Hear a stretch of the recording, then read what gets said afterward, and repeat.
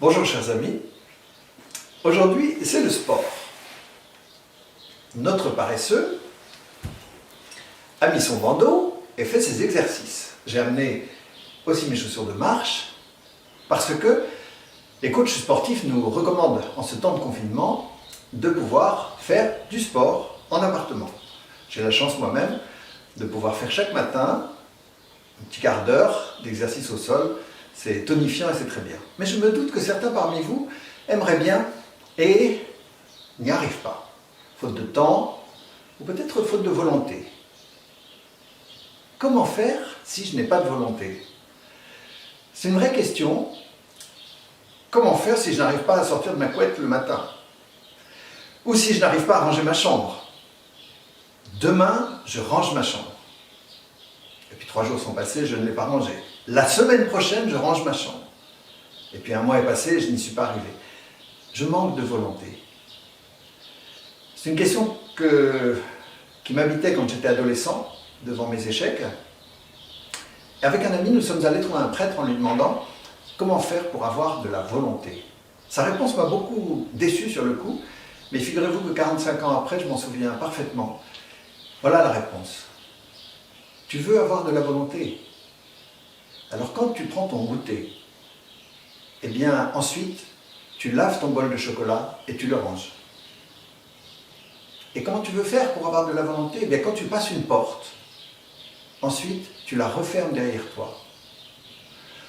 Cette réponse m'avait beaucoup déçu parce qu'elle n'était pas du tout à la hauteur des aspirations que j'avais. Mais elle me convainc. Construire sa volonté, c'est accomplir de petits actes. Je vous dirais que nous avons en chacun de nous 2 volontés. Il y a la volonté voulue et la volonté voulante. La volonté voulante, c'est la part de ma volonté qui se projette vers quelque chose qu'elle ne pourra jamais réaliser. Exemple, je veux réaliser la fraternité universelle, la fraternité entre les hommes. Je veux travailler à l'avenir de la planète pour les générations futures. Alors je sais que par moi tout seul, je ne suis pas capable d'instaurer la fraternité universelle. Voilà, ça c'est la part de ma volonté qui se porte vers quelque chose d'excellent, mais qui est au-delà de ce que ma volonté est capable de faire. Par contre, la volonté voulue, c'est la part de ma volonté qui est capable de se porter vers un objet qu'elle est capable de satisfaire. Exemple, laver son bol de chocolat.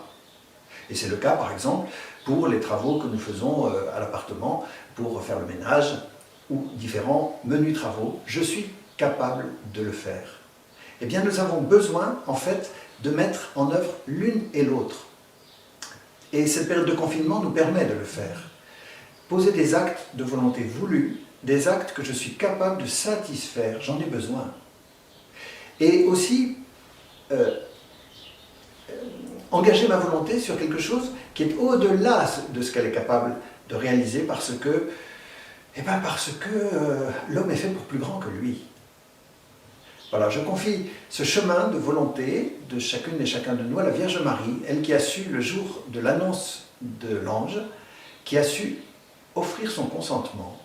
Elle l'a donné en plénitude, nous n'y arrivons que partiellement.